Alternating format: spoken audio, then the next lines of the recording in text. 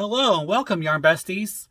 It is I, the Crafty Crocheter, and so today I thought I would do another yarn review. So, again, as the theme with my past couple yarn reviews, all of my yarn's been from Michael so far, and I do have another one that I bought a while ago, but I haven't really given myself the time or just thought about the time to work with this yarn and to review it. So, the yarn I'm going to review in this video is from Loops and Threads. It's their Facet line, and I will go into the specifications of this yarn, like the weight and length, and then what type of yarn it is.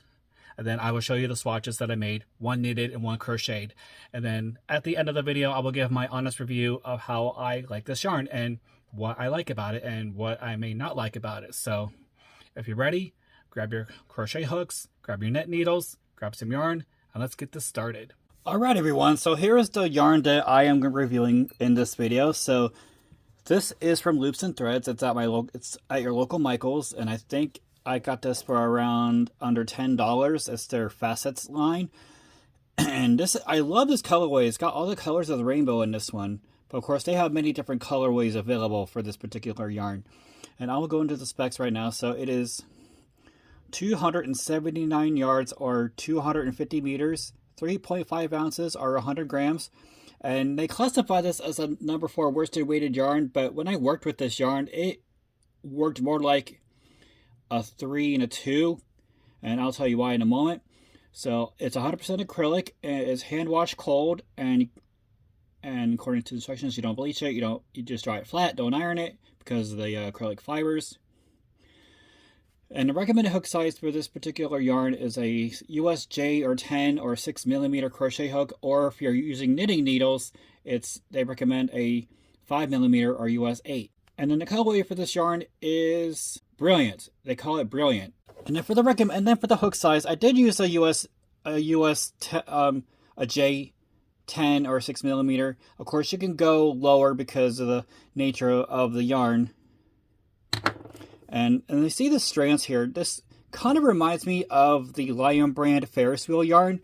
When I worked with a blanket for that yarn, it acted more like a 3 more than a 4, even though it says it's a number 4 yarn. And when I knitted with this for the swatch example, it acted more like a 2 or even a 1, because when you stretched it out, it made it thinner. So again, this is kind of similar to the Skyscapes yarn.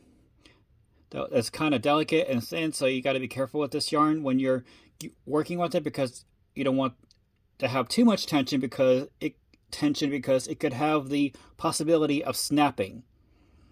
So overall, this is the yarn. It is beautiful. Again, it's from Loops and Threads. It's at your local Michael's, and I believe the price point is under $10. All right. So again, then as I mentioned, I used the USJ for that. And then for knitting needles, I started off with these Susan Bates US number 8 yarn, but they were really long. They were like 14 inches long. So when I was in my armchair in my living room trying to crochet, these ends kept bumping the arms. So I decided to give up on that. Then I tried a pair of circular needles, but that wasn't working either in the US 8. So then I finally went with my trusty Susan Bates shorter US 9 needles, and that worked out perfectly. Alright, so I'm going to show you the swatches now. So the first swatch, I like the way this came out. This is for a solid granny square. Now the transitions of color are really nice and seamless. You'll see that especially when we get to the knitted swatch. But I love the way this came out as far as the colorway, and it was with the crochet hook I used for the sample. It worked real easily, but again, with this yarn, it acted more like a 3 or a 2.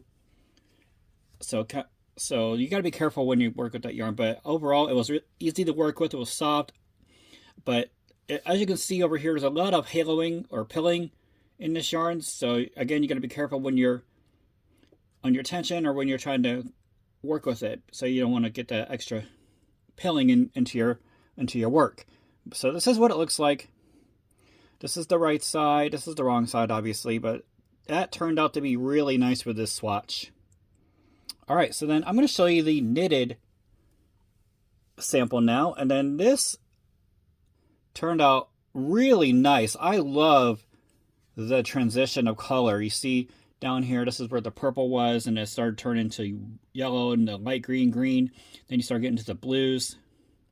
But that looks really nice, like a prism effect. And I did a stockinette stitch with this swatch. And again, when I was working with this and knitting this, the yarn acted more like a 2 or a 1. So it was real thin, so I had to be careful of my tension again, and I had to be aware of where I was inserting the needles and how to pick up the stitches without them slipping or having the fibers snag or anything like that. Alright, so, and these are the two swatches. Let me move this up a little bit. Side by side. So this is the crocheted, and then this is the knitted. So if I had to rate this yarn from 1 to 5 skeins, I would give this maybe 4.5 skeins, because even though it said it was a number 4, it acted more like a number 3 when I was crocheting, and then when I was knitting, it acted more like a 2 or even a 1. But overall, it was not bad to work with. In general, it was nice to work with this yarn. Again, I really love the transition of color throughout this yarn. It's not like it's just like abrupt. This kind of looks more like an ombre effect, especially for the knitted swatch. And also, when I was working with this yarn, this had a tendency to twist up on itself. Maybe it's because when you center pull it, it kind of in the middle, it's got where they wind the yarn, it kind of got twisted up on itself, especially when I first pulled out the strand of yarn from the center, and I had to untie the knots a couple times. But after those particular moments were done and over with, the yarn became easier to pull out from the center and work with. So again, 4 to 4.5 skeins out of 5. I mean, I would still recommend using this yarn. This is a nice softer yarn. It's got, of course, you see a little pilling in here, a little haloing. So if you don't mind the pilling and haloing, then this is the yarn for you. Again, these transitional colors are really nice. So go to your local Michaels, pick up this yarn, work with it, and then if you work with this, you can post it in my community page and just share it with the rest of all of my subscribers on there. I still have not heard back from Michaels about my affiliate application yet, but I'm just being patient and it's going with the flow, so I'm not gonna harbor too much about it. That is my honest rating. So hope everyone's day's going well today. Spread love and not hate. Love yourself, be true to yourself. And May is Mental Health Awareness Month, so if you're down or blue a little bit, and if you're looking for a new hobby or something to calm your mind, either crochet, knit, pick up some yarn, and create something beautiful. It doesn't have to be grandiose. It's just as long as it's something that you've created, it's something that allowed you to put yourself in that positive mindset. All right, so don't forget to like, subscribe to the channel. And I am right now at 893 subscribers at the moment of this taping, which is fantastic. I'm inching my way up close to my 1,000 mark, so let's keep that momentum going, guys. So this is the Crafty Crocheter. Thank you for watching. Happy crafting.